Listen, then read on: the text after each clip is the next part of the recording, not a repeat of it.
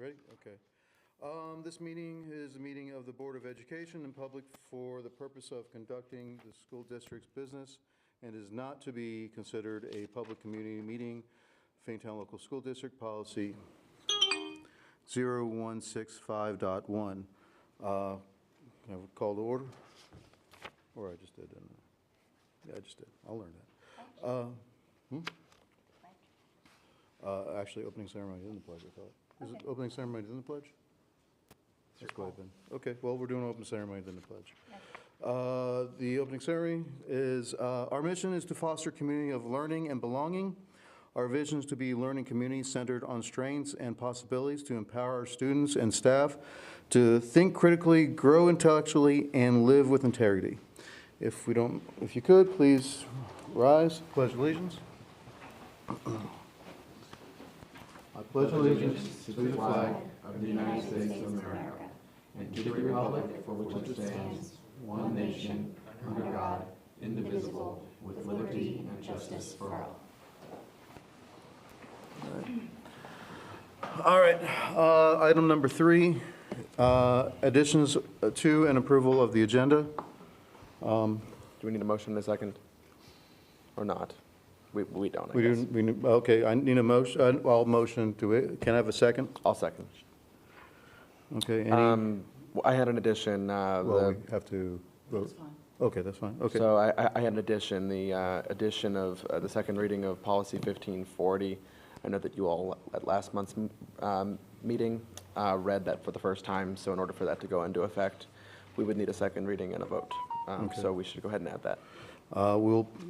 Can we put that on right before our executive session? So that'll be technically item number 10, the decision for policy 1540. That is basically the policy that we talked about, just putting the verbiage back to the way it was. So everyone okay with that? Okay. So item 10 now is policy 1540. Okay. Any other adjustments or changes? Okay. Then is it roll call or? Well, you're going to approve the. Okay. Now, I need a motion for approve the amended. I move. And I will second. You don't need a roll call. Okay, cool. Keep moving. Yeah. Thank you. I need a motion to waive the reading in minutes and approve the minutes of the regular meeting of February 17th, 2026. Do I have a motion? So moved. And I'll second. Okay.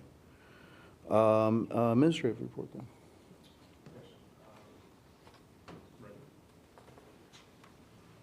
Please. So, in the strategic plan, it talks a lot about project-based learning. However, I think that it's going to be very important for all the board members to understand the cohesive pieces of it, what makes it different than just a project that kids do at the end. And I think that it has been mislabeled. Project-based learning in its inception was really not designed to be lecture, activity, quiz, project. That's really what many of them have been, not as it relates to NTN. So a team of professionals went to the summit and heard about what PBL really should be about. And they wanted to take some time to give you an overview, a quick overview, not the other parts where it would be months and months and months. And I know you don't have that kind of time. But they're just going to give you a synopsis of what it means, how our kids could benefit from it, and how we should be incorporating this in our work. It's living in our strategic plan. Now we want to make sure that it comes alive. All right? Here we are. Thank you, Mr. Smith. Yes, I'm Jen Dinan, your Assistant Superintendent. Mike Kennedy, PBL Facilitator. Tammy Dietz, PBL Facilitator, I'm over here. And we are very excited to... Before you get started, the one thing I want you to keep in your brains, this is for all children. Yes. Not just a few. All right. We're excited to share just a piece about project-based learning with you tonight. This will be the beginning of a series. So you'll get to hear a little bit more each board meeting, and it'll be not just from us, but students and staff. So as Superintendent Smith said, today you're just getting kind of an overview in the beginnings, and we're really going to focus on the adult agency piece. We thought we'd start with a video that takes you into some of our spaces here in the district, and then we'll give you additional information.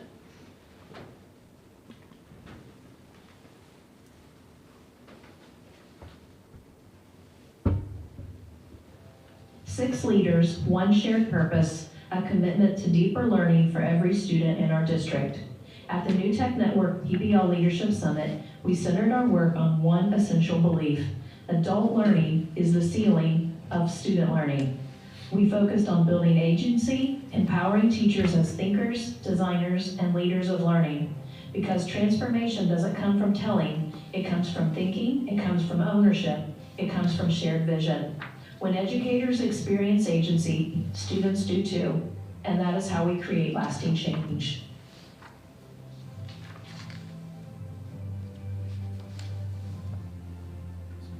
PBL is an intentional learning experience where students have to guide their learning from beginning to end, from a driving question to a final product. Students are able to complete every step of the process, get those learning targets and those milestones completed, and see their work, how it grows over time. I think sometimes in a traditional classroom, you are just creating a project, you're writing an essay and turning that in, and you don't see the full process of that over time, and you don't get to share it with people beyond the teacher, beyond the classroom. So PBL provides an awesome opportunity to see your learning from beginning to end, to hit those milestones, to see your growth, provide opportunities of reflection, and to share your learning with people around you.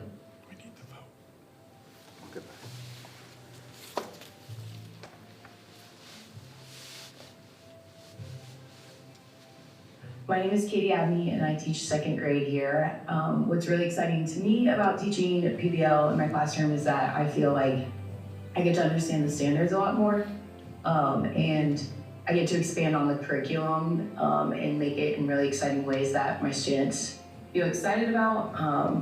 And I feel like I authentically can be myself as a teacher when implementing PBL in the classroom. I feel like I get a lot more excited about what I'm teaching, which I think in turn makes the kids a lot more excited about what they're learning. Hi, my name is Lydia and I teach 5th grade math. Unlike a traditional classroom, PBL provides my students with the ability to have creative approaches, control and ownership of their learning, and the ability to see an impact. In our project, students become math influencers, using math to help a favorite fandom go viral. They'll use multiplication, division, fractions, and conversions to analyze engagement data, calculate growth, and present an influence campaign that'll blend creativity with mathematical accuracy.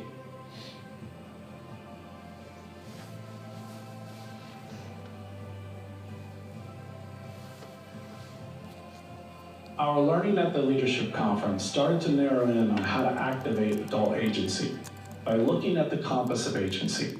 The challenge we brought back with us as a leadership team was, how do we move our adult learners from low ownership to high ownership? The compass reflects our growth as educators.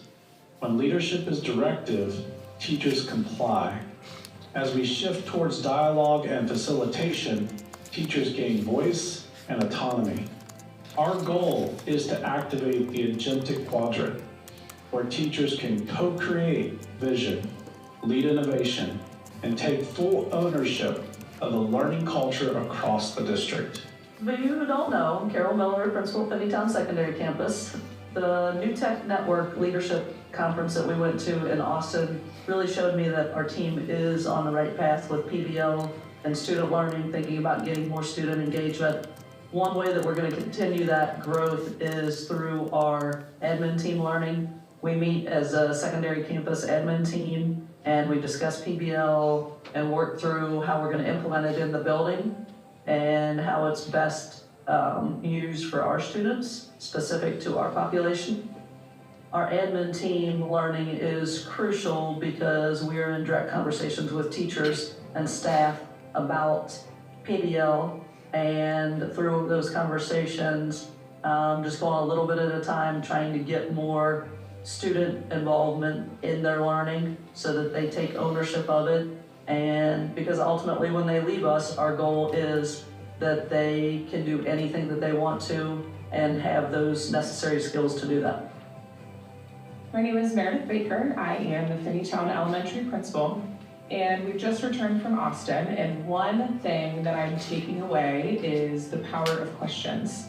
I feel like our leadership team has always done a great job on this, and so it was a bit affirming to be there and hear about the power of questions, but using questions, the right questions at the right time, which will help us move ourselves, our staff, and our students towards a more agentic stance, which will ultimately help our students be incredibly successful in the future. I'm Jen Dinan, the Assistant Superintendent.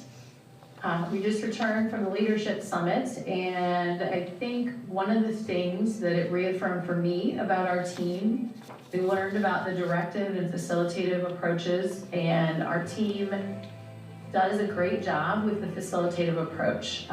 We believe in asking questions. We believe in hearing people's voice. It also reaffirmed for me the power of collaboration and the importance of working as a team, which is something we've been doing and believed in. And after the conference, I've come back even more committed to that and finding the time to brainstorm together beforehand, to reflect afterward. So even if conversations are happening individually, you have team input with that processing.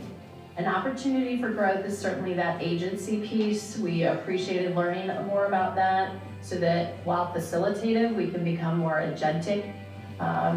Because we know that when our staff and our adults feel that agency, they're more comfortable with our students feeling that agency, and then everyone feels more energized and excited about the learning that's happening. In traditional classrooms, learning follows a familiar path: lecture, activity, quiz, and finally a test, ending with a project to show what students learned. Project-based learning flips that model. Instead of ending with a project, the project drives the learning from the start. It begins with a meaningful launch, an authentic problem or challenge that gives students a reason to learn. From there, students move through cycles of activities, research, simulations, discussions, and modeling. Along the way, teachers use benchmarks and reflection to help students check their progress and deepen their thinking. Students then create, build, write, and revise their work using feedback. The learning culminates in a public presentation, because in PBL, the project isn't the reward at the end, it's the engine that drives the learning.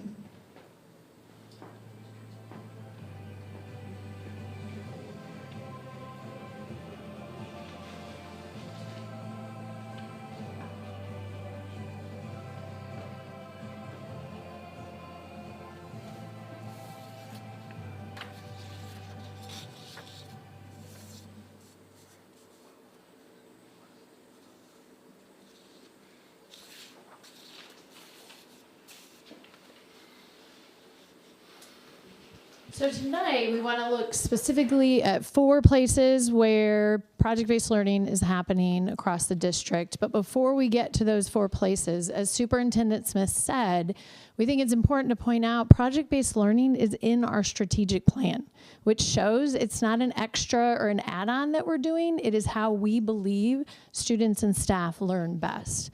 The foundations of project-based learning are agency and collaboration, and you see those specifically in focus areas 1 and 2.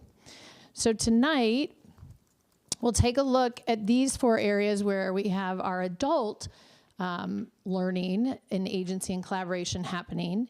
And what it shows is it's not just happening in isolation. What we're working hard to do are to create systems so that it's sustainable and ongoing. The first one, our PBL instruction team, that is made up of Tammy, Mike, myself, and then our building principals, Carol and Meredith, who you saw in the video. We meet twice every week. during this time, we're learning about PBL, we're reflecting on what we're seeing in the classrooms, and we're brainstorming together what supports, interventions, learning need to happen for staff. The really exciting piece is that we then design agendas together that Meredith and Carol take back to their admin teams. And so every other week, they're meeting with their administrative team, having instructional conversations about project-based learning.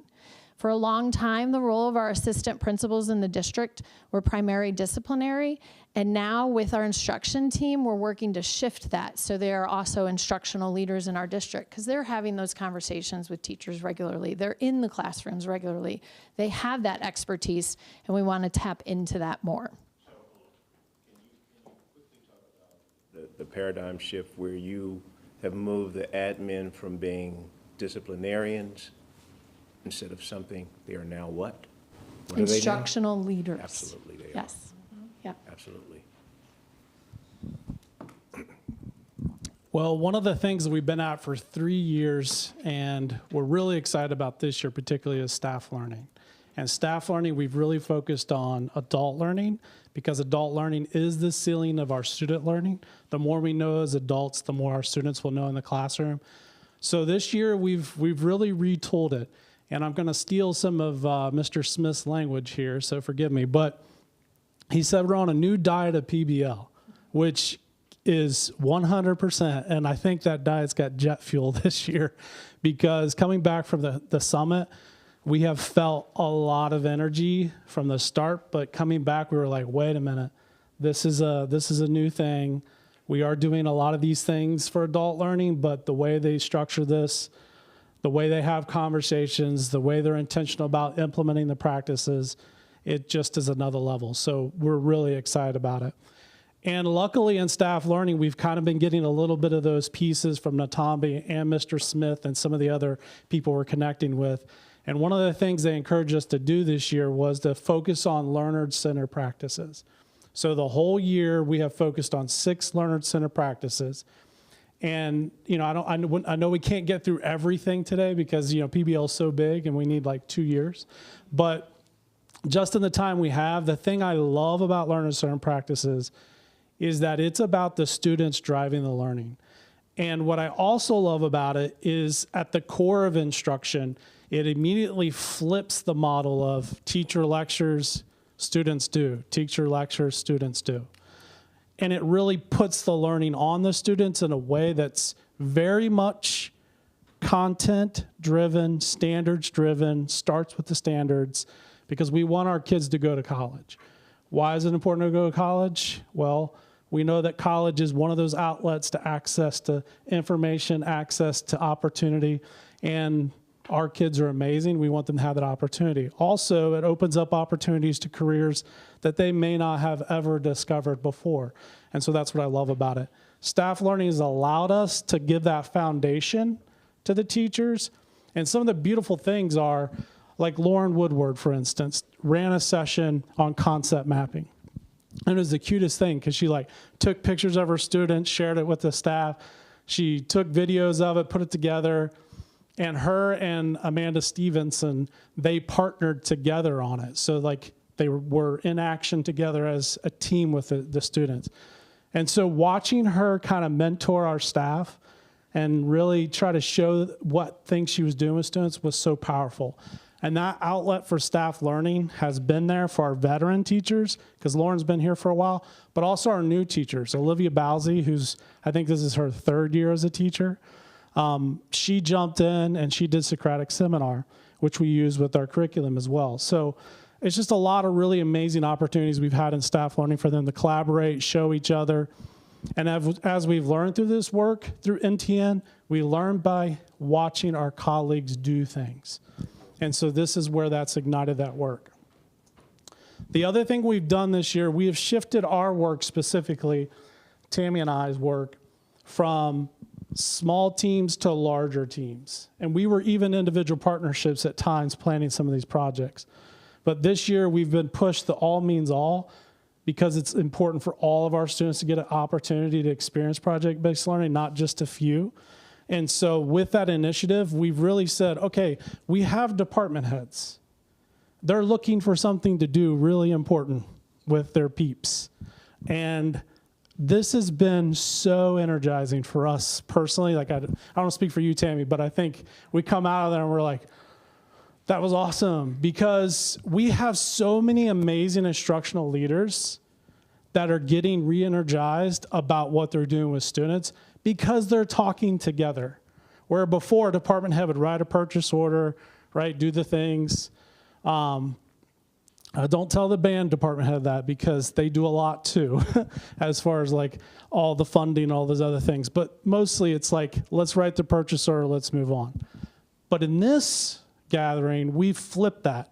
It's been, okay, where do you fit into project-based learning? What do you need to know more about? And what excites you about this for our future?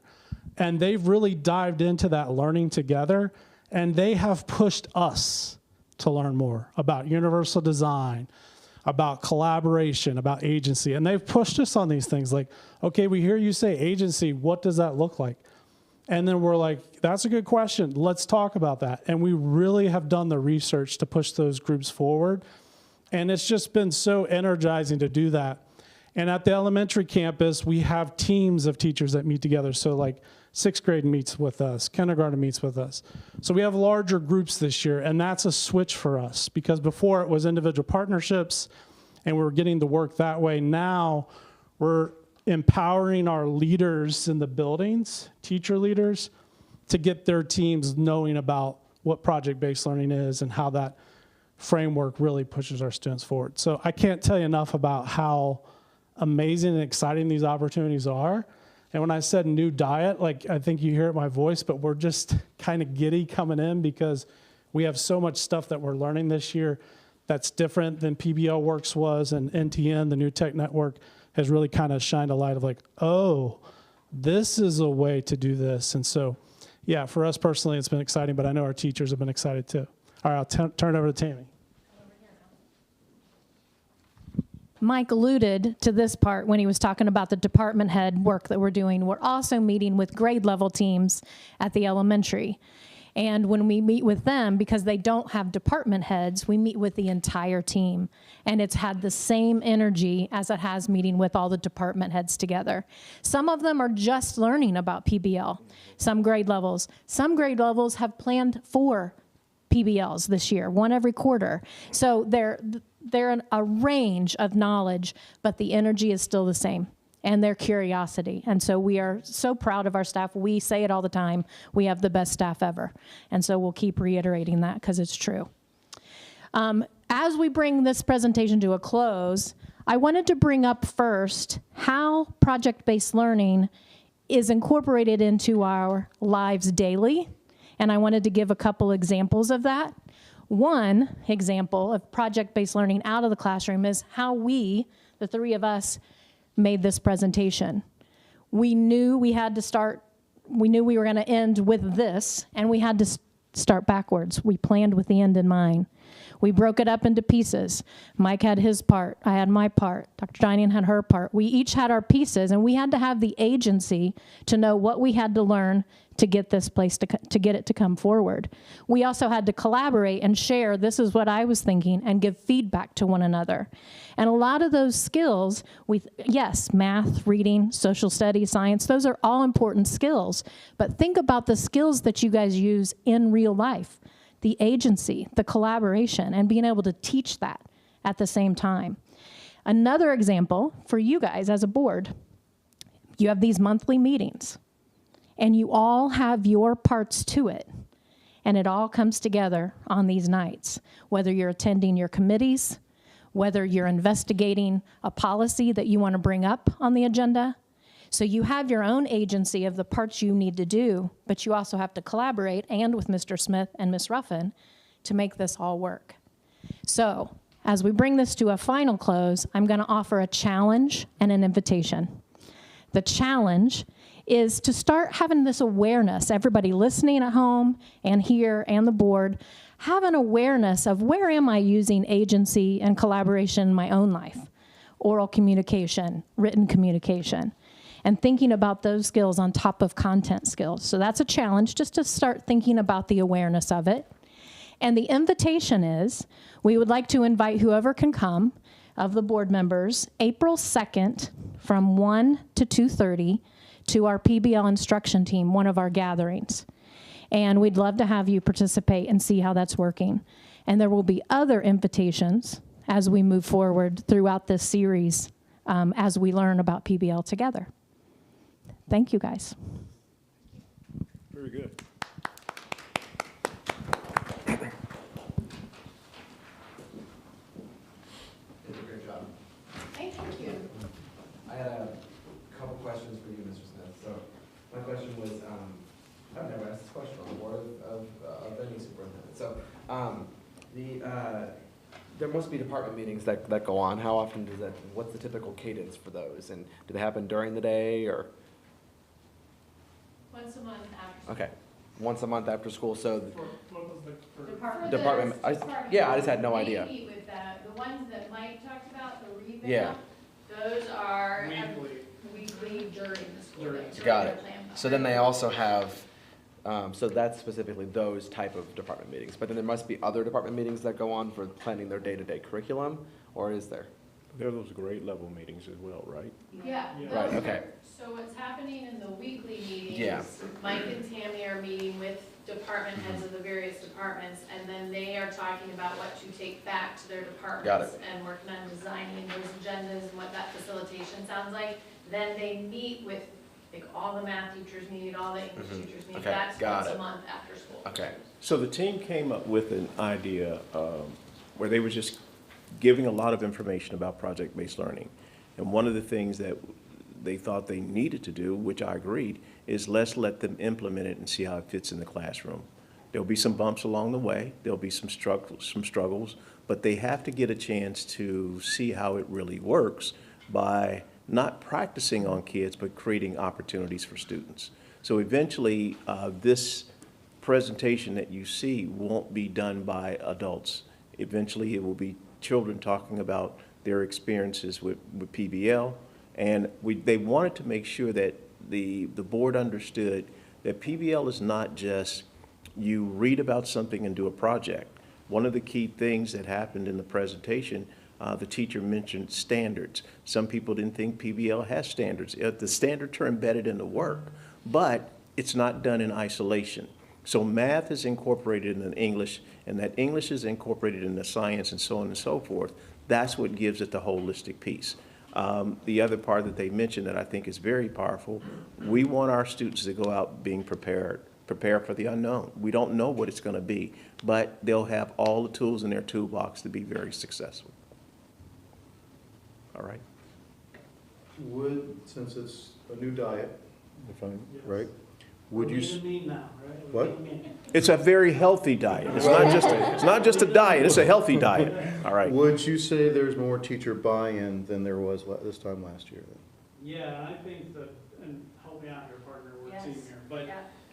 I think the buy-in is them implementing the learning Yes. authentically with the people in their departments and Absolutely. their teams. Like, that's happening without us saying anything. They're like, oh, we had this discussion in our department from last time, we used this part of the agenda. Do you mind? We're like, no, absolutely, that's what we want you to do. And so they brought back feedback. They were saying, universal design, here's the pushback from the science department. We're like, yes, we need to look at that because that's something we got to discuss and we need to learn more about that. And then there's ongoing conversations. So I think the buy-in to me is not just planning projects. It's them taking the learning to other people in the building, where before it was just us. Pushing it. I think staff learning has had a big contribution to that, because they get to be with each other Yes. and talk about what's going on, and they see that they're not the only one doing it. They get to see all the people are implementing pieces of it. As you said, they're working more as a team Right. than as individuals. Yes. So the teachers are having conversations even when the PBL facilitators are not there. So you'll know that there will be another paradigm shift that's the most important paradigm shift when students are talking about PBL and even when the adults are not present. That lets you know that they are getting themselves to the point of understanding that projects are really about the universal work that they do, and incorporating all of their content into that language. They will remember content a lot better because of PBL. I mean, they'll study, do the test. I mean, some kids have been, already, poised for that, but we want them to be able to go beyond that. Okay. Can I jump in? I don't mean to, I know we're back here, we're talking back and forth, but what he just said happened, was that Friday we did the interviews for students? They blew us away. They were using language and PBL stuff, and I was like, wait a minute, that wasn't happening last year. That's your teaser. Great. Yeah, that's your teaser. We don't give away, but the student interviews, they kind of blew us away. That's awesome. Go ahead. No, you go ahead. In, I'll go last. We'll go okay. longer. In what other ways are we providing teachers with the time and the resources to continue learning? Other than staff learning, Mhm. they also, teachers will reach out to us as well. They'll email us and we'll meet with them during their plant bell. At the elementary, it can be during climb time. So they have lots of access to whatever resources they need. We've leveraged our PD days too. Like, Yes. 2 of them specifically, they spent time as a team. I think it was 3 hours. And one coming up Monday. And one coming up on Monday where they had time to plan their project. And we've used Keep It Real with PBL as our source material. And she used to work with, for New Tech Network before she wrote this book. So that's been like our source material for the whole staff. I was just going to ask, what is the rubric, for lack of a better word, that this is something that is helping all students progress, whether it be kindergarten, 12th grade, 5th grade, language arts, math, special education, gifted education? What does that look like? Well, one of the things they brought to us at our first NTN experience this year, which I think was back in October, Mr. Smith said, hey, this won't be exactly what you need, but this will be like a little teaser. So we went down to a one-day workshop in Kentucky for the New Tech Network School. And one of the things they brought to our curiosity was something called a portrait of a graduate. But we were like, we love this so much, we're like, wait a minute. Wouldn't it be better if it's portrait of the learner? Because it's not just about the students, it is about the adults too. Everybody. We're all learners. Yes, and so to answer your question more specifically, the learner outcomes that you saw at the end of that video, agency, collaboration, work, communication, knowledge, and thinking. Well, knowledge and thinking is grounded specifically in a subject area. So like, there's a knowledge and thinking rubric for science, 8th grade specifically, or kindergarten, 2nd grade. There's also a rubric for collaboration that is grade appropriate as well. So what we love about the New Tech Network is, one, like Mr. Smith said, it's grounded in the standards, but also those learning outcomes is part of that portrait of the learner, where the community will design what that looks like, the learning community, and those criteria are constantly brought back. Are we meeting the mark? When kids leave here, are they actually the future leaders that we say they are because of project-based learning? So that's like our checks and balances. And that's going to come. Okay. But that's one of those things that we didn't do fundamentally before. She mentioned rubric. So one of the rubrics that you'll see, one of the things you'll see is when students are ready to launch a project, they'll come back to the project leader. In many cases, it's the teacher, and they'll meet in their teams. And they'll go over, okay, are we on the right track? Are we ready to present with the level of fidelity? If they do it right, the teacher never really lets them launch something that doesn't have all of the criteria that they need, so as to not embarrass the team. So they're called mini workshops, where the class is broken up into sections based on who's presenting. They go to the teacher, they have these mini workshops, teacher goes back, gives them a few tips, but the student is really in charge of their own learning. They are in charge of the learning. Right. That's the difference. So there's still homework, there's still other activities that go along with it, but it's not just here's a topic and here's a project. No, and we wanted to make sure that the board and the community didn't think that it was that simple process. It's very complex, but it incorporates everything. Okay. Thank you. Question, thank you guys so much. I could probably ask 100 questions, but I'm going to keep myself to 2. And this is coming from well, I do consider myself an educator. I'm not a professional educator. When our staff goes to college and you go through teaching school, is PBL No. taught No. in college to teachers? No. Some universities are starting to do it, but no. But no. So, basically, because of the time, they try to push you through the curriculum. But some schools have made a difference, and they've said, wait a minute, if we're going to say that our teachers are going to launch into this world of PBL, we better be able to give them some background and some tools along the way. I think that this journey was already started, and now we're making the journey more enhanced. All right, I mean, I know we can't affect that, but I was just curious to see if the educational system for teachers is caught up to what works. I can guarantee you that once they see how this is launching and moving, university professors will come and want to see how this is done and want to be part of it. They Okay. will. And then my second question, so I know that we pick curriculum for different subjects. We have a math curriculum in the elementary, English curriculum. Has the curriculums we have chosen for the district support the PBL learning system? I'm seeing heads shaking yes. Okay, I'm just curious, because I know I've seen us, when I was on the board, it feels like a decade, I guess it was a decade ago, we implemented a new math curriculum across the district, and I knew it was a big deal, and there was lots of research that went into it, and so I was just curious if that, when we implemented it, is project-based learning a part of that from the beginning? Okay, See, the cool. difference of what happened with the math curriculum that was adopted, the state says you have to have one. But this is every level of content incorporated. The state doesn't really say you have to incorporate content, but they would be foolish not to, because that's what it boils down to. You know, how do you make sure that kids understand, in these groups that the young people have in their teams, there'll be people that will be better in math than they are in science. But how do you build on that strength with your colleagues so that we can make sure that you're strong in every area of content? Okay, thank you. Yes, sir. Thank you. Once again, thank you guys so much. Thank you. Yeah, from all of us, again, thank you for your hard work that you do. Thank you for bringing this there. Speaking for myself, I look forward to seeing the rubrics and measurements, so that way we don't stay in Yes, the sir. weeds, and that way we know exactly how well we're doing. So thank you for your time, and we look forward to the interviews and the little teaser of that teaser. And this is I have to say, this is a very easy team to work with. They are very, very committed, and whatever I've asked to do, they've done with fidelity.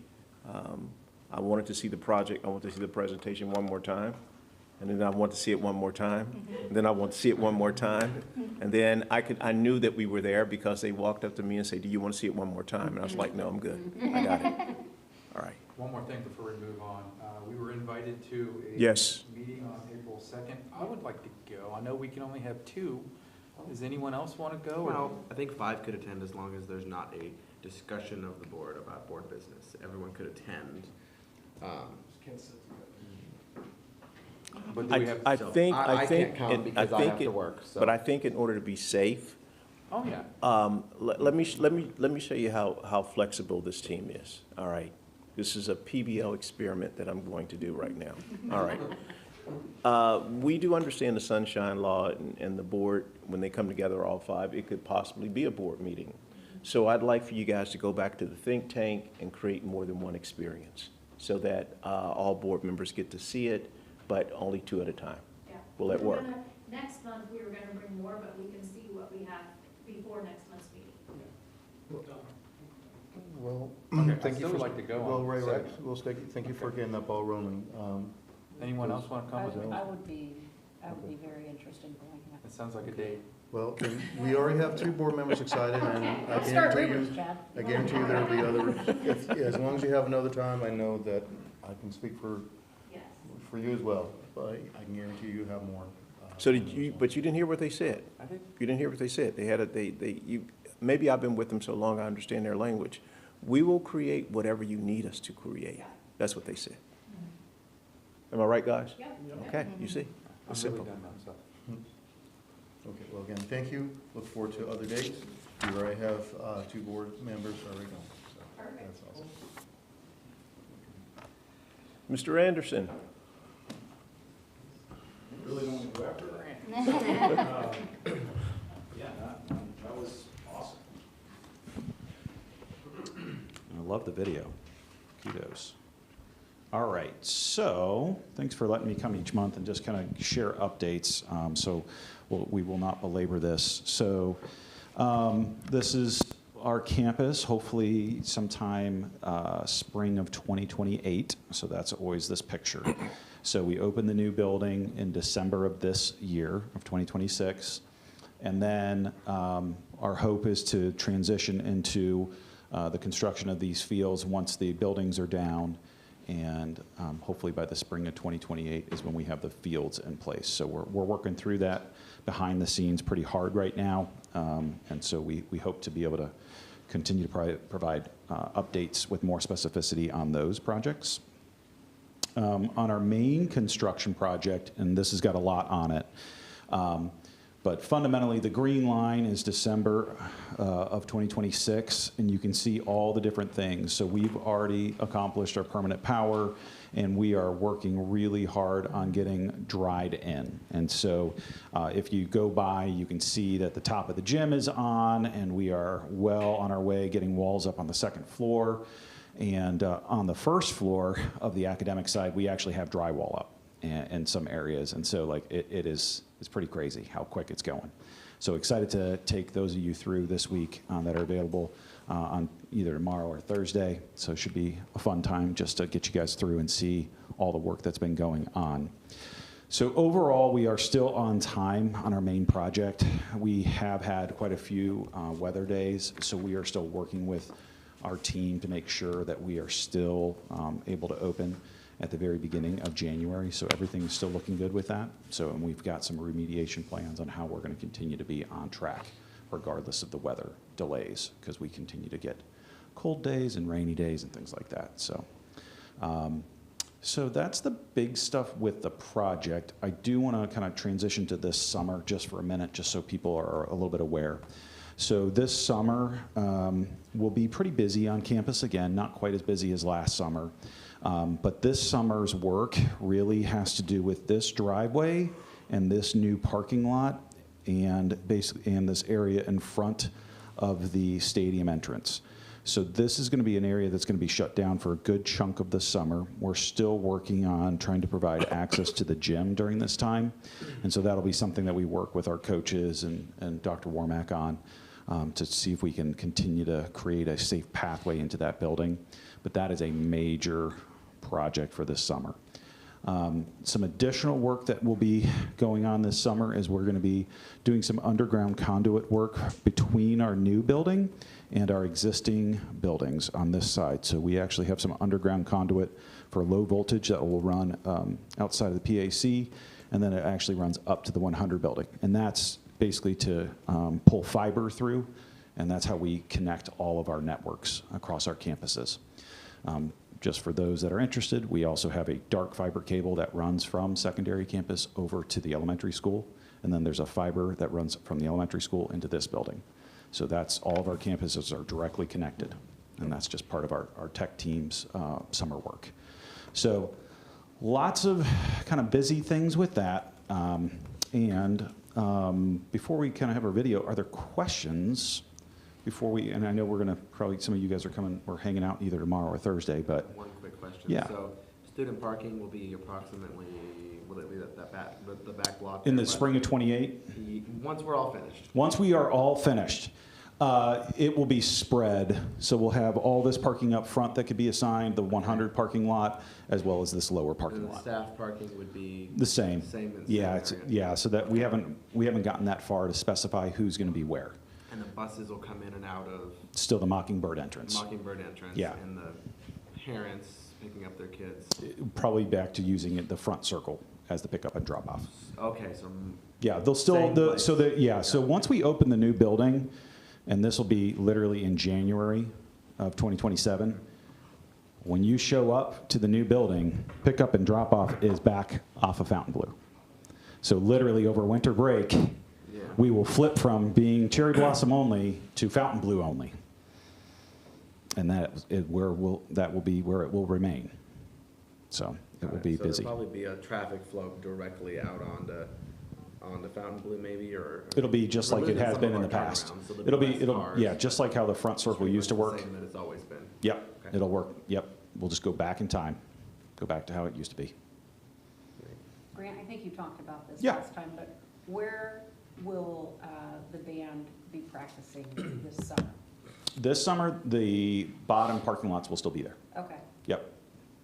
What's the final objective? The final objective is to provide a turf field, and this is a multi-use surface, and this is where we envision the marching band practicing. Yep. Perfect plan. Yep, and the guys are part of that conversation. They have been. And so that's what we're continuing to move forward with. And so with our architects, Elevar, that is part of the next phase of this, is designing all kind of the hardscaping down into this area to ensure that we have access and how is this gonna work for our band and all that stuff. So that's part of what they've got to work on. Yep. But then summer of '27, you had said there's still conversations about where that. Summer of '27 is rough. Yeah. Yeah, and the guys know that. Yeah, we lose the back parking lots and we do not have a baseball field in place. Right. Yep. Yeah. That is our worst summer for everything, because we will have that entire cherry blossom side torn up. But So you know, it's- wouldn't it be amazing if, you know, all of those things happen and the team won a baseball championship or something with no field? Wouldn't that be Well, awesome? Yeah, What would that tell you, sir? Well, Field of Dreams, man. Field of Dreams. I mean, so yeah, we're excited to bring that back for our kids, but the idea with turfing both the baseball and softball field, it's more than just marching band in the fall. Like, yes, that is one big component for us as a district, but the other component is soccer. The other component is Pee Wee football. The other component is name your sport you want to go out there on.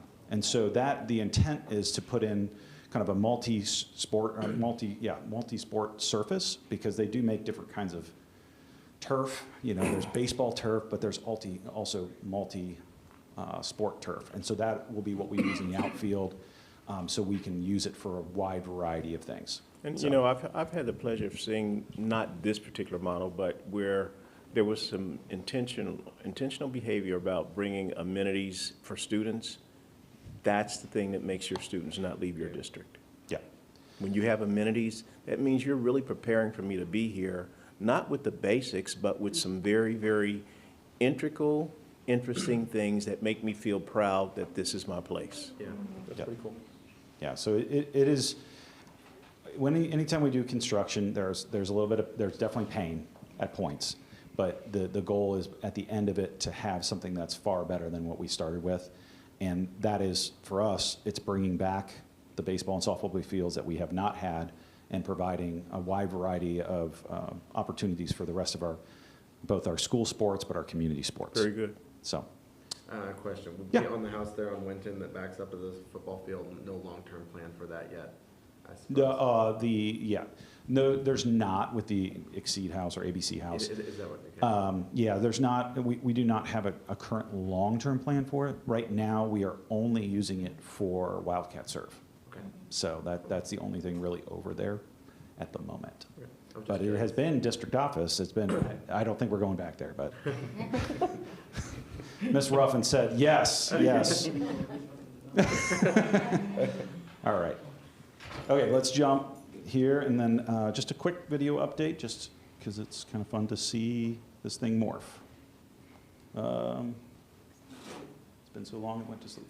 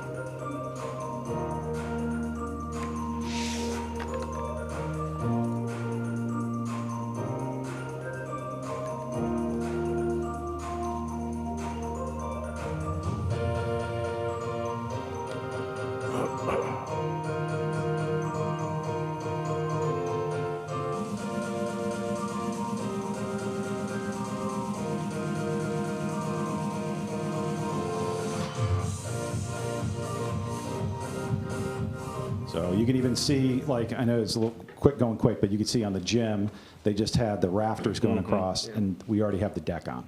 Very good. So, yeah, pretty cool. So really excited for that to be in place for our kids. So thanks so much for letting me share each month. It's Appreciate about it. time. I know our residents are excited. Yeah. So it's a good thing that the state came through finally. Yes, it is. Yes, it is. Yep. And we really appreciate the hard work that you're putting towards it. to Oh, I appreciate it, Make sure yeah. it stays on time and giving what we need. Yep, we will continue to do that part of it. So I know that that is one of the key things for our district, and we promise that to our kids and community. So we're going to meet that. So we're working through everything we need to make sure we continue to be on time. Mr. Anderson, I've never heard anyone become so enthusiastic when they mention drywall. You should see your face. When you mention drywall, you just lit up. You just, that must be like your top thing. We've been looking at brick. You know, it's like, you know. But your face, so when you go back and look at this, when you see drywall, you'll see like, wow. Yeah, get excited about it. It's the little things. All right, Very thanks so good. much. Board, I am going to, unless someone has some other interest, I'm going to postpone on pay periods for now, if that's okay. All right. All right, well, if that's the case, then I need a favor. I got a little excited. Discombobulated when I first started. I did forget to do a vote for number 3, so if I can have a mulligan real quick. Can I have a motion for additions to and approve the agenda? You have to approve it as amended, or as. Can I have additions to and approval of the agenda as amended? Please. Yes, I so move. Okay. Do we have a second? Second. Maggie, Ms. Laird seconds. All right. Do you want a roll call vote? Or? Okay. All in favor? Aye. Opposed? Okay. Thank you for that mulligan. I appreciate that. It's all right. That's the first time that we've had to do an amendment. So. Well, we've done it before. I just. Well, I mean, since. This, yeah, first time I had. Yeah. But again, thank you for your patience on that. Moving on to public address. Hold on. The board believes it is in its best interest and the best interest of the students of the district to hear comments from members of the public. It has been therefore a long-standing practice of the board to encourage and allow residents to speak at the public meeting. This may be done by completing bottom of its form and giving it to the board president prior to the board meeting. The following guidelines ensure anyone interested in addressing the board may do so, and that the board conducts the business of the school district in an effective and efficient manner.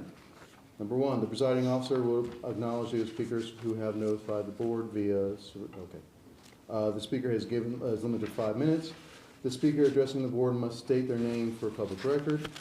Any material handouts must go to Ms. Ruffin for the record. Naming of individuals, profanity, abusive language, and speeches that invade individual privacy will not be tolerated nor permitted. The board will take no action regarding the matters or issues presented through the public address in the meeting in which the public address is made. All necessary follow will be made verbally or in writing at a later date. With that said, can we start with Mr. Hamill, please, Mike?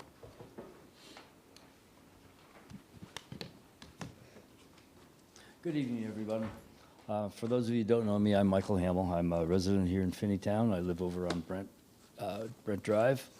And last month's meeting brought to light a couple of situations that one I didn't really think was such a hot button topic. But after leaving the meeting it was Tuesday night, the next day I was confronted with a couple different situations where it was a lot bigger subject than I thought, and that's the elimination of the property taxes here in the state of Ohio, which is apparently more probable than what I thought. There's a lot of people that are talking about it, and there's a lot of places around here in this area that are taking people to sign up to have it put onto the ballot in May. And I think the deadline is coming up. I haven't followed how many people have signed up to it, but I'm wondering, as a board, if you guys have discussed it, if you know about it, if you're going to talk about it, if you're going to try to come up with a plan B, or at least some kind of ideas of how to deal with this, because I think there's already a plan that is knocking at the door, and it's called school choice. I don't want to be a Debbie Downer in this situation, but I think it could be a concerning situation, concerning topic of discussion. I just wonder if you have maybe started any kind of discussions about it. The other thing is kind of a heads up that I'd like to pass to you. I'm not sure, I'm going to start kind of backwards on this, but it has to do with unions. I am not privy to information, but I have done a lot of research on unions and how they affect situations here, and have for many years, and historical value of unions and things like that. But there's a situation that's going on right now that I think we need to be aware of, and it's starting from the NEA. And if those of you don't know what the NEA is, it's National Education Association. There's a president that is involved in the organization right now, and her name is Becky Pringle, who she was in a committee, and she openly said to this group of people you can find it on YouTube too, that she has committed its 3 million members, along with all union resources, to a coordinated political effort, towards a political effort. And you say, or you ask, what is this political effort? I'm glad you asked, because the political effort at this point in time is to support a group called the Sunrise Movement. Sounds nice, but if you get on their website, sunrisemovement.com, it is a very dangerous group that is looking to subvert a lot of political activities in through the school and disrupt the school. In fact, their motto, or what they live by, not what they live by, but it's the statement that they have that describes who they are and what they do is, it's time for us to take over, classroom by classroom, school by school, city by city, state by state. In fact, the Sunrise Movement is published as saying that this coming May, 2026, there's 2 dates. One's 2026 coming up, which just happens to coincide with Vladimir Lenin's birthday, of all things. But they're organizing hundreds of schools across the U.S. to walk out, rise up, disrupt business as usual, and they are telling workers at the schools to take a sick day, creating union involvement in many different facets of education. And this is coming, as it hasn't been pushed by the NEA yet, but NEA is supporting the Sunrise Movement. Sunrise Movement is being funded by, Open Sky, which is George Soros's organization.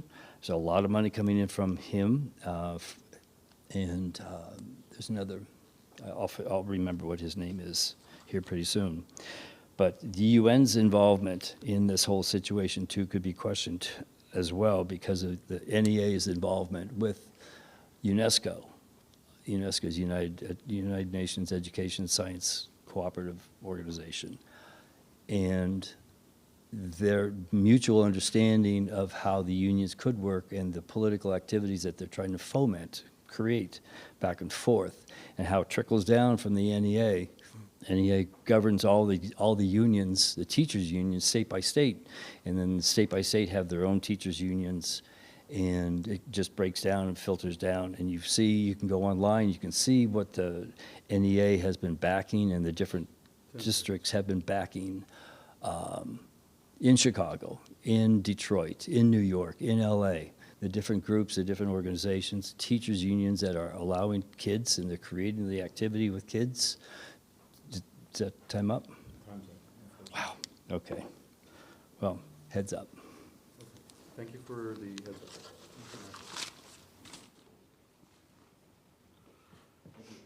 Thank you for your time. Lee? And Katrina.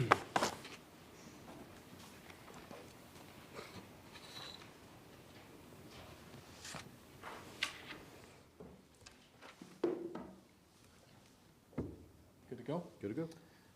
Good evening. We're Lee and Katrina Harrell, Finneytown taxpayers, community members, and parents of 3 elementary Wildcats. Our daughter Kiana is here tonight, doing some artwork over there. Before anything else, we want to thank the board members who have made time to meet with us this month. 2 of you sat down with us in person, a third reached out, and we've made arrangements to hang out and chat. Your time is valuable, we know that. We're honored that you shared it with us. This is what collaboration looks like.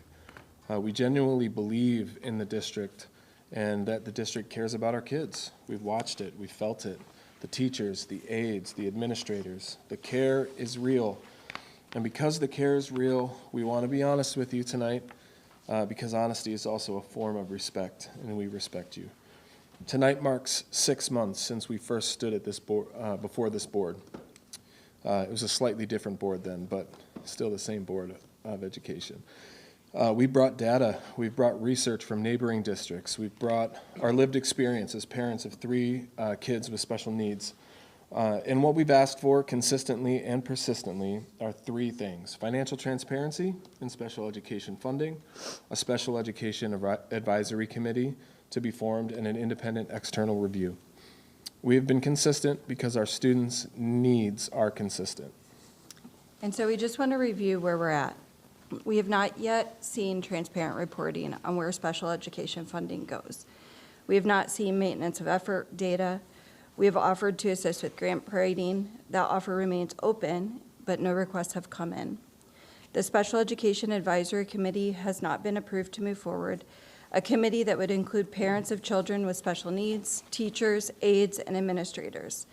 We understand that there is an open position for Director of Special Education. We understand that hire matters, but respectfully, we cannot accept waiting any longer. A committee costs nothing. The lived experience of the parents in this district, taxpayers in this district, is sitting right here, ready to contribute. So we did what parents do, and we started building the table ourselves. Earlier this month, we began hosting a monthly gathering on the first Thursday of every month from 6 o'clock to 7 o'clock at Panera on Winton Road. It's open to any parent, teacher, community member who wants to talk about special education in Finneytown School District.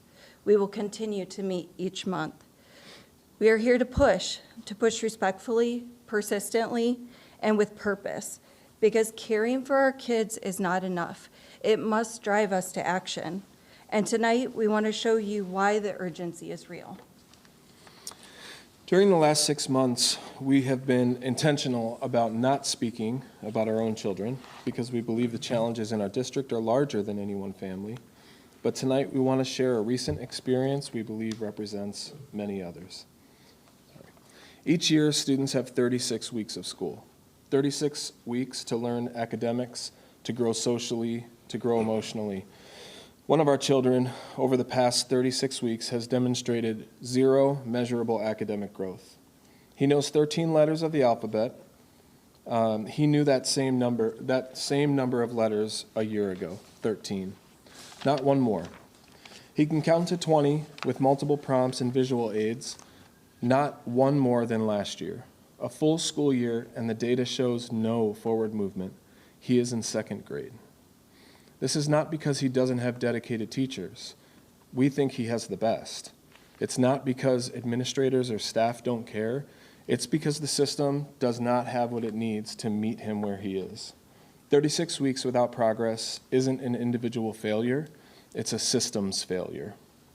It does not meet the federal standard set by IDEA, and it should not meet the standard for this district or for this board that we set for ourselves. Our children, cannot wait another 6 to 8 weeks for an intervention. The door for early intervention closes quickly, and we have been here for 6 months. In order for our children to make meaningful progress, we must first recognize that our teachers are being asked to fill roles that they were never trained for. A board-certified behavior analyst, a BCBA, is a clinician who observes behavior, identifies the patterns driving it, and designs evidence-based intervention plans. That is specialized work. When we ask teachers to do it without the training, we set the student and the teachers up for failure. And I know we're hitting 5, so if you want to reset. Yes. Okay. The same is true for paraprofessionals. A paraprofessional is a person who provides one-on-one support, helping a student stay regulated, redirecting before a crisis, reinforcing the teacher's instructions. When a child's IEP requires that support and no aid is available, the teacher has to choose, attend to that one child who needs individualized help, or attend to the others who also need her. She can't do both. No one can. And when a teacher becomes a one-on-one, she is no longer teaching. This district has 13 paraprofessionals for 227 students with IEPs, one aide for every 17 children who need individualized support. It is not enough, and our children are paying the price. A child who isn't receiving adequate support does not struggle in isolation. Every child in that room is affected. Every lesson is interrupted. Every teacher is forced to triage instead of teach, and the result, zero measurable growth. Real support means teams are identifying the specialists they're missing, and they're advocating for them. It means strategically deploying resources to address challenges proactively, not waiting for crises and then scrambling to find staffing after the fact. So a question for the board tonight. Are we going to wait another 36 weeks? Or another 10, which would take us to the end of another school year? We've heard the barriers. There's no one to hire. There isn't enough in the budget. We understand constraints are real, but they cannot become permanent explanations for why our children aren't receiving what the law requires. This district has shown that when something is a priority, resources follow. We've invested in buildings, athletics, infrastructure, and those investments matter. But the most important thing inside any school building is not the walls, it's the children and the people who support them. That's why our 3 requests matter. So they are, again, financial transparency, so this community can see where special education dollars are going and whether we are capturing every available federal and state dollar.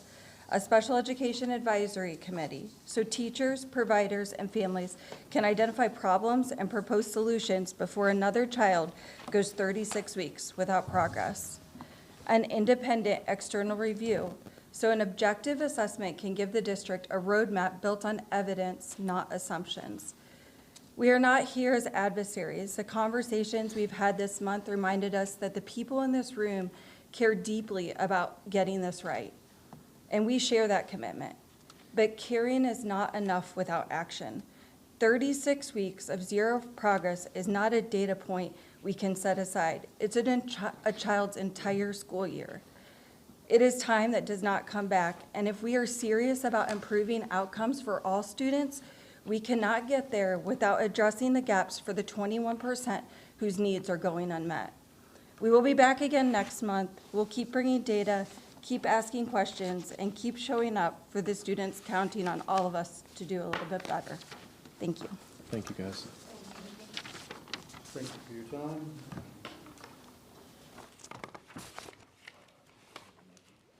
Can you pass it?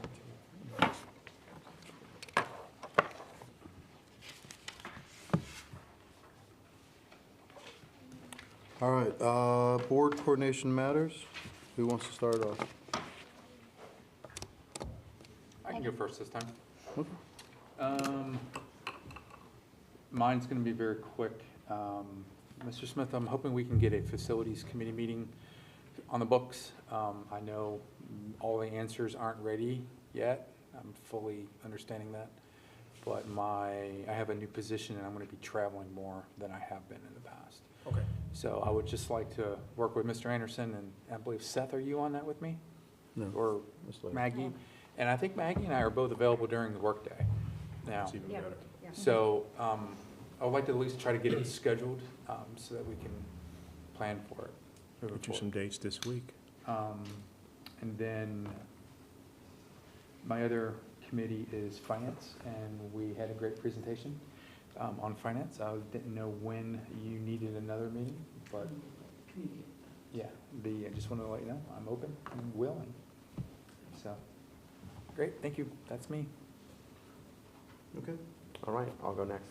Mine will also be fairly short. I did get to attend the alumni night for the Finneytown Alumni Network, focused on the Finneytown Theater alumni. And I wanted to say a special thank you to Mike Steele and Scott Harlemert for their work organizing that, and also Mike's brother Thomas, who also did a really good job reaching out to alumni to make sure as many alumni were at these events as possible. Did go to High Grain there with some of the, I think Seth was there too, we saw each other in passing, and some alumni, and that was really nice. There was a theater tour of the a PAC tour before that. I think there were a few alumni that came to that. There might be some pictures going out on social media today, I saw. And that was awesome. And then I did also attend the show, Into the Woods. I thought it was amazing. The artistic design of the set was really great. I know Chad had some part probably in helping construct some of the supports and things, and then I think Julie, Vicky, Miss Vicky, I think she was involved in the artistic design. Is that correct, Chad?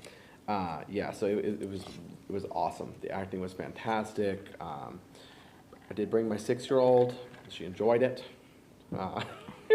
I'm trying to rethink, given the topic of the play. I didn't know the plot of the play. She still loved it, but maybe I'd recommend 8 and up. So she said, "I'm gonna have nightmares." I'm like, "Me too." So it's how the play is supposed to be performed, and the way that they performed it was just excellent. So as someone that enjoys musical theater, it was really, really well done. So they had me on pins and needles. I know Amy and I talked about it. We're like, what's going to happen in the second act? Because we didn't know. So yeah, I found it very entertaining. So thank you to Zach Jung for his direction. It was just, yeah, it was refreshing to see that Finneytown Theater is doing so great. And it'll be great once we give the PAC a facelift eventually with some alumni dollars, hopefully. So that is all that I had, and we'll move on to Seth. Okay, well, actually, or I can go next. Okay. Okay. Maggie and I attended an event last Tuesday for all women elected to public office in Hamilton County, which was exciting. We were a part of some photos that were taken. If the district would like to share them, they're on Hamilton County's socials. And that was in honor of Women's History Month, so that was exciting. As Eddie's mentioned, my family and I also attended the high school musical, which was wonderful. It was clear that there was a lot of time and effort put into that. I particularly loved the cow and the puppetry there. I think that was my favorite. But it was excellent all around. In addition, we attended the elementary K-3 movie night on February 27th, which was fun. And I attended the Living Wax Museum at the elementary on the 26th of February, which was another example of the hard work and preparation our students put into preparing for that event, and the great work of our teachers and administrators helping them and running such a wonderful program. So I was glad to be able to participate in that. I attended the FMPA meeting on March 9th. They have their Butter Braid fundraiser wrapping up, which exceeded its goal. Yeah, upcoming fundraisers include the mattress sale on April 11th. I put a few flyers out about that. It's in the Wildcat Commons, same day as the PTA Carnival. They have a spaghetti dinner on the 25th of April, and then the annual golf outing on May 30th. Orchestra and band had their recruitment concert on March 11th, and then Music in Our Schools month is March, and the concert for that was on the 12th. Band and orchestra collaborated on a piece again this year. Ms. Fields let us know that she's going to be out for an unplanned medical leave starting on April 11th. Ms. Baker is working on finding a long-term sub for her, and the music department is also looking for someone who can continue voices rehearsals in her absence. The last we spoke, that was still underway, so it's unclear whether those choirs will have to conclude for the season or will be able to continue. Marching band preparation is fully underway. They had their parent information meeting and the show reveal, and they're looking forward to next season. This year, for the first time, there is a significant shortage in band fees that are paid to the district. Despite FMPA providing scholarship funds to help offset those costs, FMPA will be covering the difference through reserve funds, and Mr. Delaney is putting guardrails in place to help prevent this from happening in future years.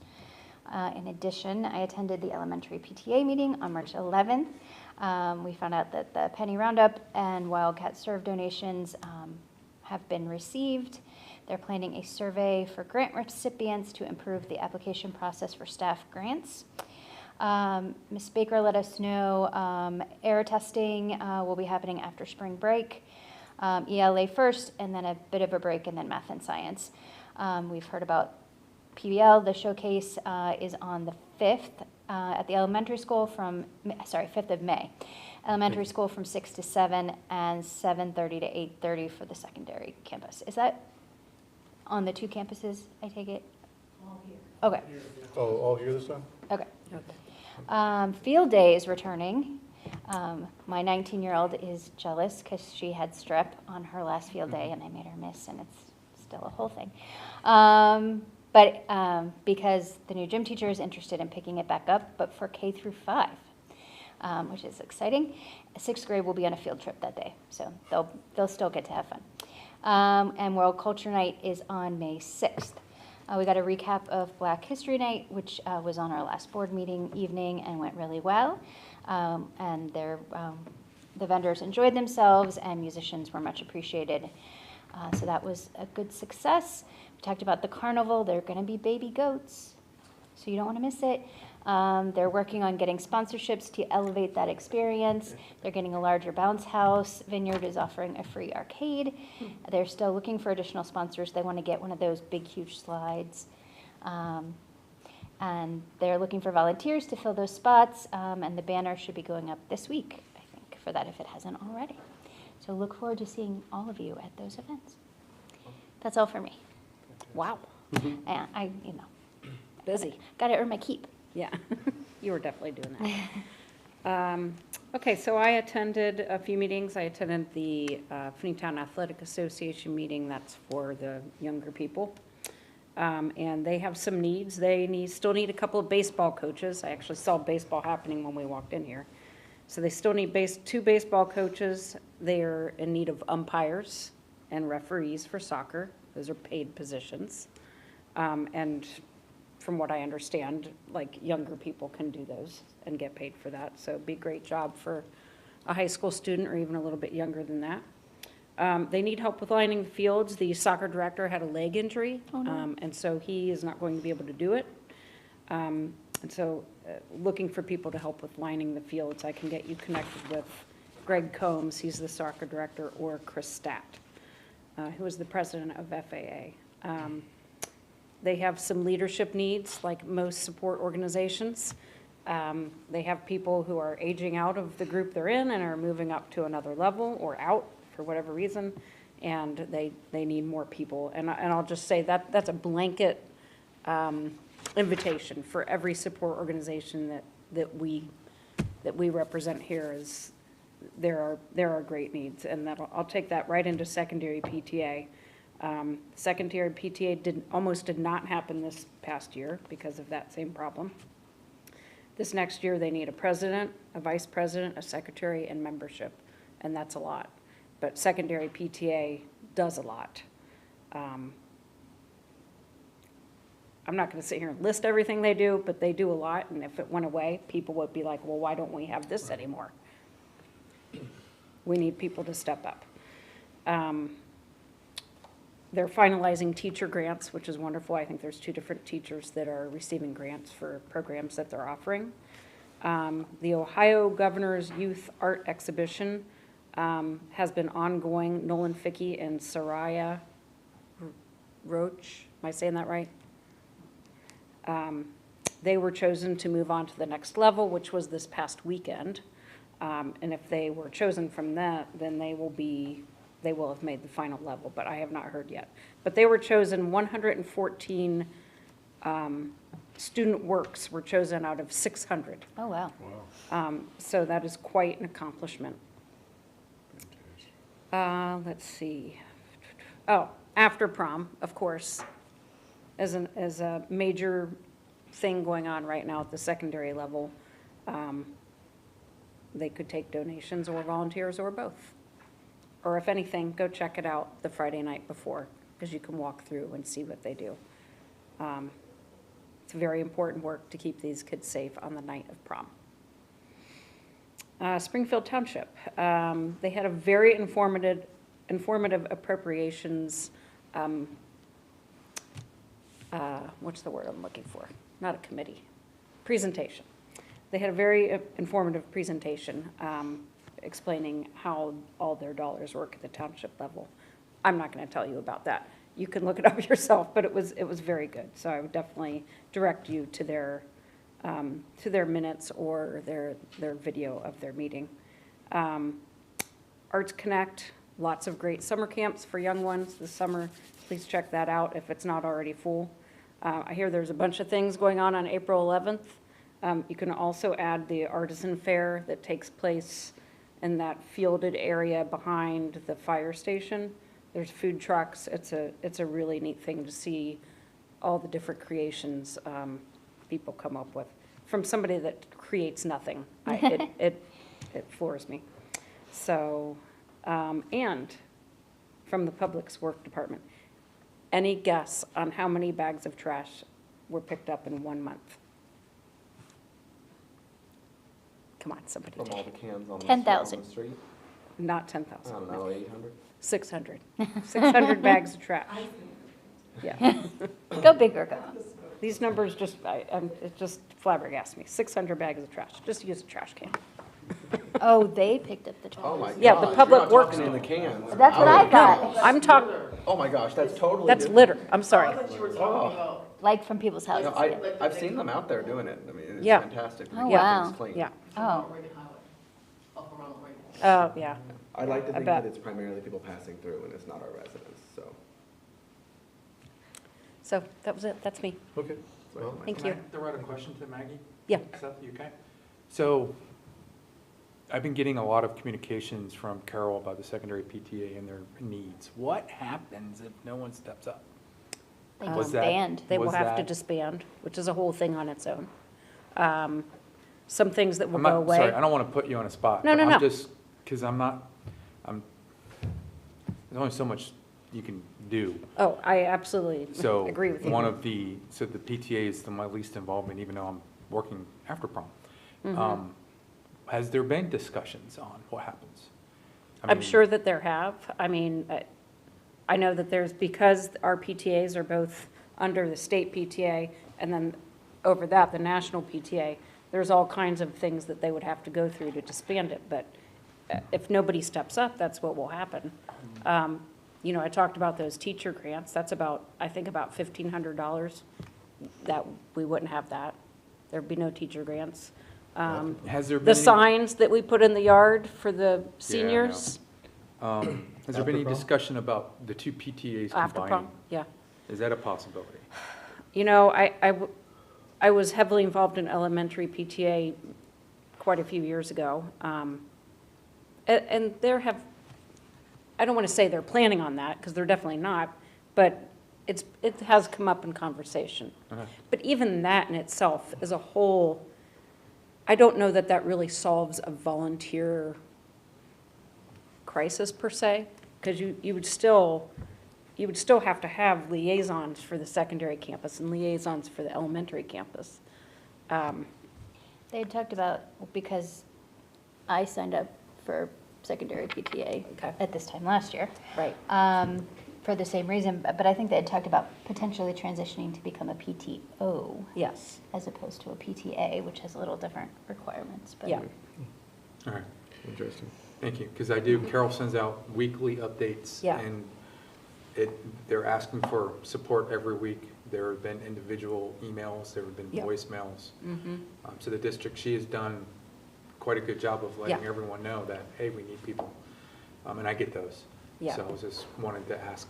I mean, most importantly from all this, I would say, is whether it's secondary PTA or FMPA or whoever, whatever the organization is, if there is somebody in your neighborhood or your community who has kids in the school, you know, let those people know, like, talk to that person. Do you Hey, know- I see a space for you that you could really, people could really benefit from your gifts. Mhm. You know, let me get you connected with so-and-so so we can try to, you know, improve things. Well, to add to it, if someone's actually interested in at least seeing what they're doing, do you know when the next secondary campus PTA meeting is? It is next, no, it's the 31st. The 31st? Is that a Tuesday? I think that's a Tuesday. Yeah, it's the 31st. 31st at the Media Center, right? That's correct, And 7 you- o'clock. 7 o'clock.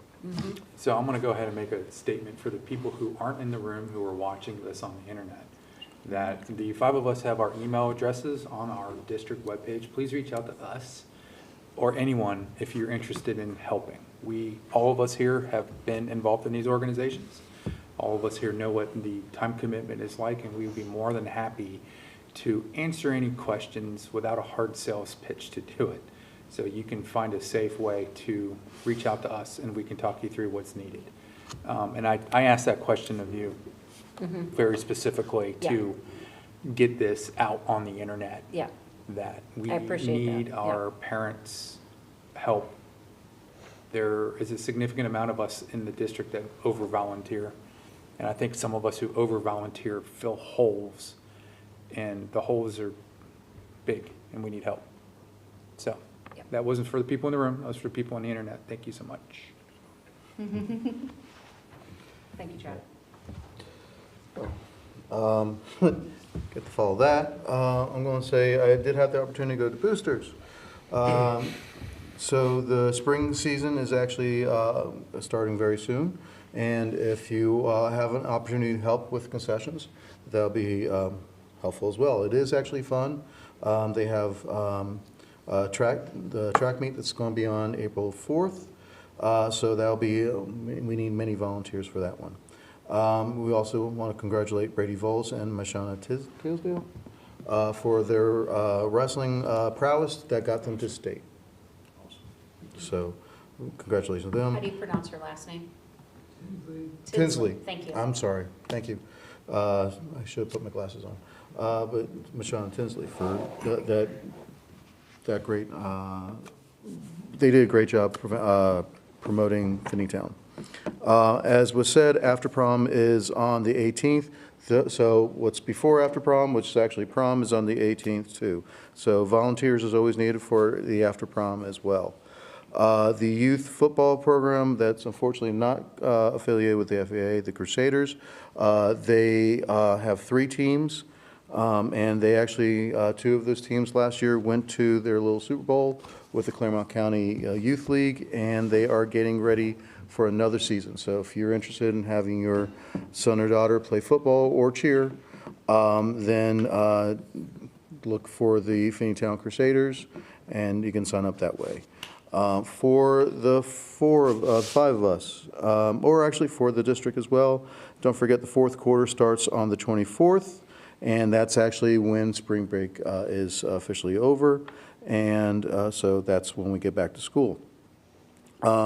I need the 4 for you guys to put on April 8th on your calendars at 4:30.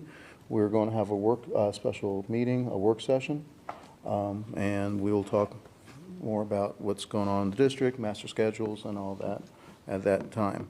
And those of the 4 of us are interested in the OSBA BLI conference. It is on May 8th and 9th in Columbus. So if you are interested or have or need to check your calendar, please let Victoria know as soon as you can. So that way, if you need a hotel, she can make sure you have the hotel before it gets Do we sold out. normally?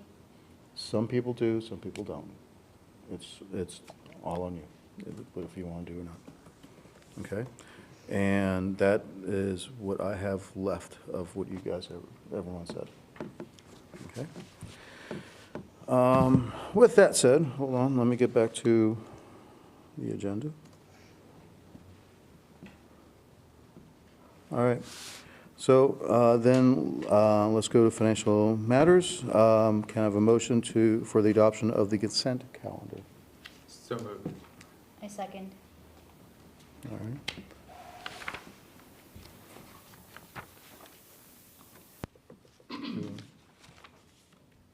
For the month of February 2026, total revenues were $5,283,878. Fiscal year to date, $17,386,397. Of the revenues that were received in the month of February, most of that was from real estate collections, which is our advances for our real estate revenue. real estate tax revenue. For total expenditures during the month of February, it's $1,432,953, $12,730,138 to date. Of those expenditures, 7 million of our total expenditures fiscal year to date, 7,142,223 was for salaries, $2,344,842 was to benefits. For the month of February, our revenues exceeded our expenditures by $3,850,926, and our ending cash balance to date is $14,672,855. As it relates to the interest that has been earned on our depository and investment accounts, in the general fund, we have earned $73,505. In our construction fund, we've earned $23,011.48. And for the classroom facilities fund, we've earned $7,852.05. For the month of February, we have expended for our construction fund, which is in item D, we have expended $1,788,301. In the board report, in the financial report, which would be page 4 of the financial report, it shows that our proceeds for the project were $63,488,824. Total between both of the projects, building projects, we've expended $35,595,000. Maybe I'll do that again. I almost made it through. $35,595,177. And what we have available to spend on the project is $27,893,647. And that concludes my report for the month of February. Oh, do I have E? Oh, I'm sorry. I forgot about E. E is a invalid purchase order, meaning that we received the invoice before we had a purchase order in place for that. And that is for Drill Design Solutions, which is the drill design package for next year. For band? For band. Okay. Okay. Motion to approve? I so move. Yeah, okay, sorry. I added another motion, didn't need to do that. All right, can I have a roll call? Ms. Canzero? Yes. Mr. Engelmann? Yes. Ms. Laird? Yes. Mr. Powell? Yes. Mr. Reed? Yes. Okay. Next item is consent calendar for the superintendent. Can I have a motion? So moved. I'll second. All right. Mr. Smith? Ready? Yes. First one is letter A, acknowledgement of resignations. Letter B, approval of contract, supplemental for 25-26. Letter C, approval of payment revision, supplemental. Letter D, this came back from last month. We have all the information, so it's an approval of overnight student trip. I'll pause at letter E. These are the ones that the board should be adopting or consider voting on tonight. 8300, continuity of organizational operations plan, information security, school safety, student abuse and neglect, transportation, bus and alternative vehicle driver certification, transportation for non-routine trips, and finally, transportation for alternative vehicles. This will be the first reads. These will come up for next month for a approval, and it will be 5200, which is letter F, attendance, 5223, release time for religious instruction during the school day. 5410, promotion, placement, and retention. 5517, anti-harassment. 6109, acceptance of payment by credit card. 6152, student fees, fines, and charges. 6830, audit. 7540.02, digital content and accessibility. Letter G, approval of memorandum of understanding between Finneytown Local School District Board of Education and the Finneytown Education Association. Letter H, approval of administrative contract. Letter I, approval of administrative contract as well. Letter J, approval of administrative contract revisions. And that is it. A few quick questions. I'll run through them really quickly. So, Yes, sir. With item A, this staff member I know was the union rep for the classified association. You may not know, but when you hear who the new union rep is, do you think you could let us know? That. Yeah, I will let you know because I'm hoping that that comes up soon. Okay. Because we need to get some information out, and I meet with that union rep every bi-weekly and the other rep weekly. Okay. So as soon as I know, you will know. Great. Next quick question was the pay for teachers. Could you give us a brief rundown of this looked like an increase in compensation for teachers that are covering for planned periods or covering for other teachers during their planned period, or is this more just incorporating classes at the elementary because teachers haven't been?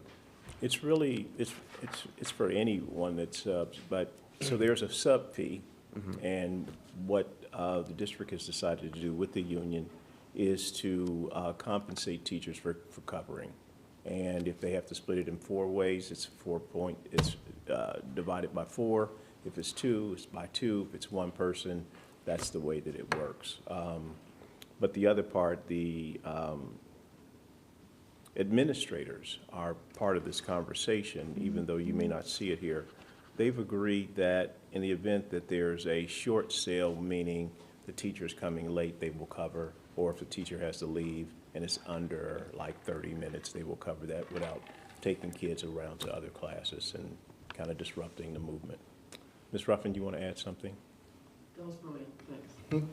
That's the first time I got brilliant, thank you. I mean, you know, I got to know. Maybe it's the suit, I don't know. So as I understand it, for example, my child's teacher in 2nd grade is out for the day. She and a few of her classmates go to a different teacher's room, and it would be that teacher who they'd split the. Yes, ma'am. Yeah. Right. Yes.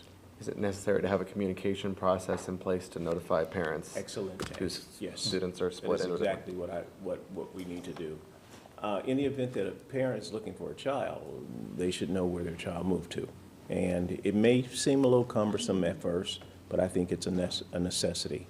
Parents need to know where their children are at all times. So that will be communicated. We'll figure out a communication plan,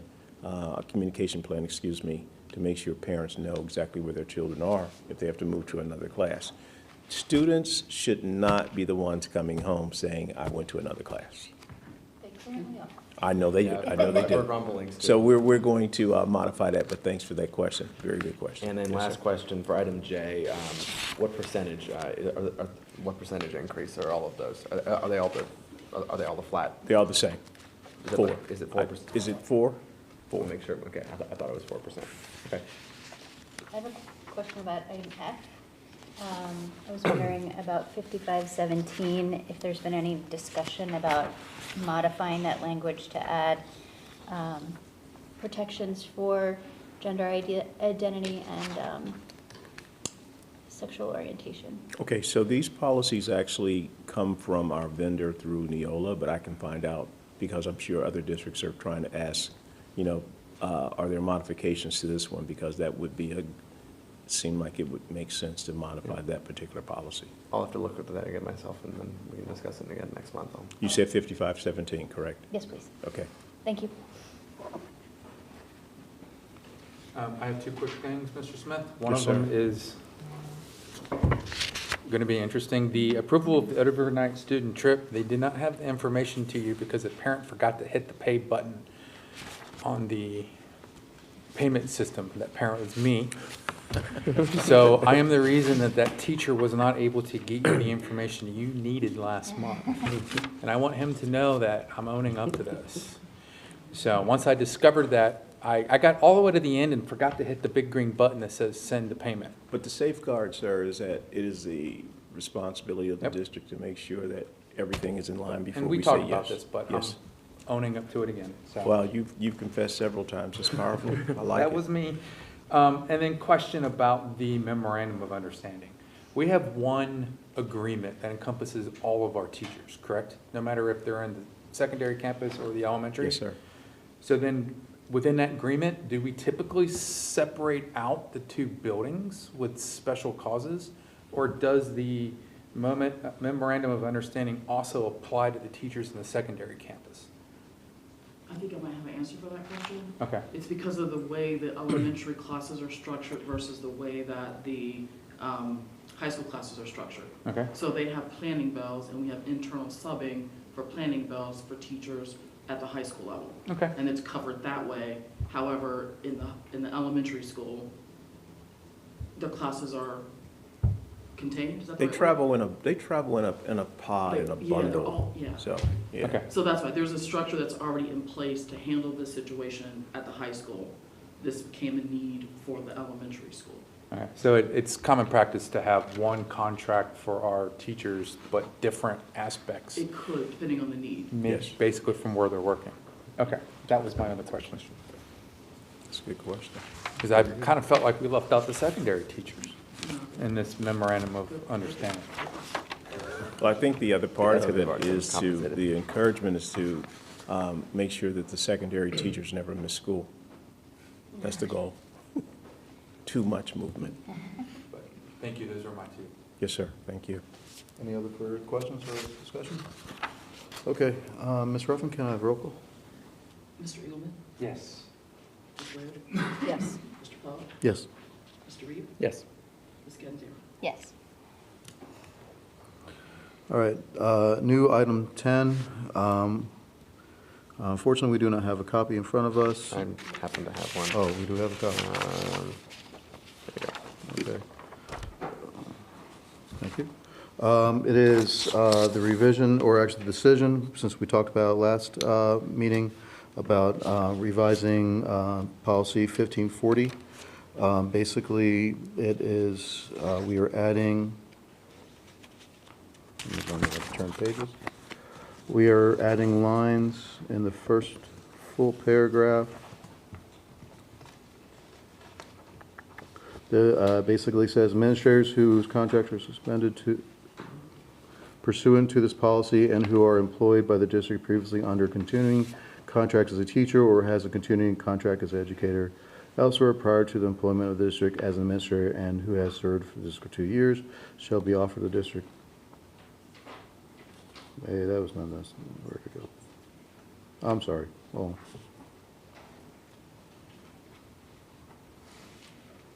I think it's just a slight change. There is a slight change. There's, I think there's like 2 or 3 words that are added. It adds with the, upon the advice or upon the advice of the superintendent is really the only change. It does do that. I thought it was the first paragraph.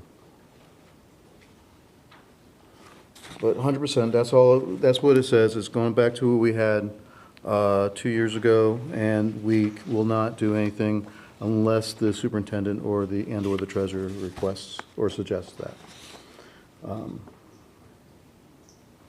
So. And that's just what to it is. clarify, this policy in its current form has been in place for about a year. So I think it was put into place February, March of last year. Yeah, so we are actually now putting it the way it was. Most districts have the language that we're changing back to. There are a few, I think there's 3 districts that don't. Is there any discussion that needed on this topic? Who moved and who seconded? You can move on those. I motion to discuss the decision for policy 1540. And I'll second it. Okay, thank you. Okay. Now we just need a roll call if we finish the discussion. Yeah, since there's no discussion, can we have a roll call, please? Oh, that's me. Ms. Laird? Yes. Mr. Plow? Yes. Mr. Reed? Yes. Mr. Kenzera? Miss, yes. Ms. Kenzera? Ms., thank you. Mr. Reed? Yes. If I could, I'll make the announcement, and then we'll go to, I'll get a motion for exec session. But let me make the announcement that the next regular meeting for the Finneytown Board of Education will take place Monday, April 20th at 6:30 PM at the Brent Board Office Meeting Room, 8791 Brent Drive, Cincinnati, Ohio, 45231. Open forum will begin at 6 PM. Can I have a motion to do the executive session? I can second that motion. Do we need a roll call vote? Yeah, Is that the right? I think so. I'm not trying to steal your thunder. No, I'm tripping on my phone. Can I have a roll call, please? Yeah. Mr. Plow? Yes. Mr. Reed? Yes. Ms. Kenzera? Yes. Mr. Engelmann? Yes. Ms. Laird? Yes. Okay, with that, we are in executive session. Thank you all for attending. Thank those who watched on YouTubes. So now we have to have this private discussion. We do something different.